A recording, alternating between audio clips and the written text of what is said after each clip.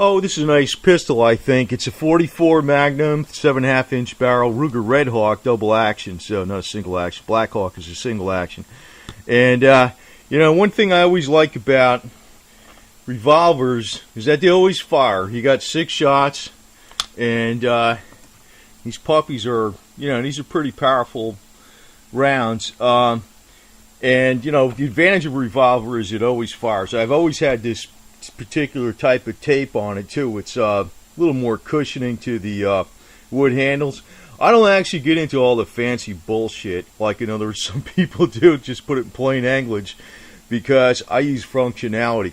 But you need the longer barrel on this because it has a lot of kick when you fire it, and that holds it down. Now if you fire like a 38 snub nose, even though it's a 38 special, it'll have a lot of kick. And the red sight is nice too. And a lot of times I put a little tritium or something. I think it's some kind of paint. It's like a fluorescent type of paint, phosphorus. Glows at night, and it's pretty good stuff. Now I want to talk a little bit about the reason people have arms. And if you look back, I guess it's a long, complicated history on the Magna Carta. But basically, the King John, who was a weasel, was stealing the people's property, actually the noble people's property, not the peasants. But they rebelled against him because he was basically a weasel. But the problem is with weasels is that they're usually the people around him, once they get into the heat gets on them, the people around him run away. And the real reason the Magna Carta was signed was because there was the, so to speak, the sword was to the king's throat at Runningmead. So this is the gun that they would have probably used back then. Maybe it would have been said, we don't have swords, we got this. Sign it and give us our rights. But the real reason people have weapons, though, is that weasels will steal your rights if they got all the weapons and you don't, and you're basically like screwed. But under the force of pressure, the people that are around these weasels and worms, they'll run away. So always stick with your weapons. Now this actually is a very, very, very practical weapon. Actually, this would you can hunt with this weapon. Actually, it's got to have the correct barrel length. You can't use a 6-inch barrel. It's got to be a longer barrel most states. But this round is actually powerful enough to take down deer and bear.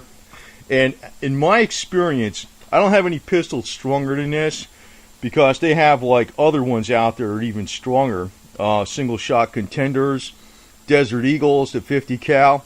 But in practical purposes, the 44 Magnum is really the strongest in practical purposes for a pistol, because when you fire this, it goes off so loud and it's such a recoil that it takes you a little bit to recover from it to get the second round off if you need a second round. That's just my personal preference. I don't particularly like one stronger than this for a pistol. But there are instances where you want a pistol stronger than this. But most practical people, you want a longer barreled 44. If you don't want a short barreled 44, because this thing would kick up like that. Plus it gives you a little bit more velocity with the longer barrel. But just remember, when weasels like Poyers, that Englishman from CNN, is making comments about the Second Amendment, just remember, even in the UK, the only reason the Magna Carta got signed and gave some rights to some people was because they had the weapons of the day that the army used, the military used, to actually put it right to the throat of King John, who was a weasel. But also remember this principle, that these weasels who are sucking up to the power will run and hide under pressure.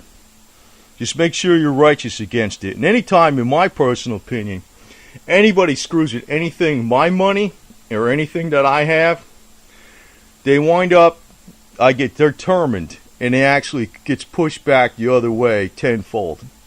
So as far as gun rights, they need to repeal all the gun laws, not even have semi-automatic bans.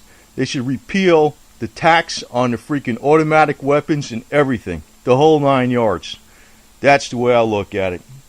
And everybody should be required by law to own the same weapon the military owns. And guess what? You could fire half the military, because a lot of them are bureaucrats in the green uniform anyway. And that would save the American taxpayer a hell of a lot of money.